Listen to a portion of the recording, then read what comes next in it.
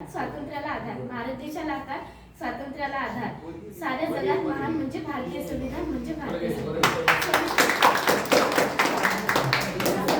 अध्यक्ष डॉक्टर राजेंद्र प्रसाद होते व संविधानाचे शिल्पकार डॉक्टर बाबासाहेब आंबेडकर होते. आपल्या भारत देशाची राज्यघटना भारताचे संविधान म्हणून ओळखले जाते. 9 डिसेंबर 1946 रोजी पहिली संविधान सभा पार पडली. या सभेत एकूण 299 सदस्य होते.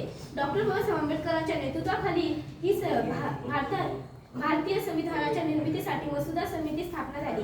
संविधान सभेने सादर केलेला मसुदा 26 नोव्हेंबर 1949 ला लागू झाला. तसेच आपले हक्क आणि कर्तव्य याची जाणीव येण्यासाठी देशभरात 26 नोव्हेंबर हा दिवस साजरा केला जातो. ज्या बाबासाहेबांना या भारत देशात वाचण्यासाठी पुस्तक दिली जात नव्हती, त्याच बाबासाहेबांनी असं पुस्तक लिहिलं की आज या भारत देशाचा संपूर्ण कारभार चालतो. मी जाता इतकेच म्हणत आहे, दीनदलितांचे ते तलवार होऊन गेले, अन्यायविरुद्ध प्रहार होऊन गेले. होते ते गरीबच पण या जगाचे कोहिनूर होऊन गेले.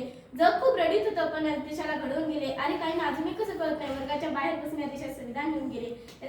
संविधान घेऊन गेले.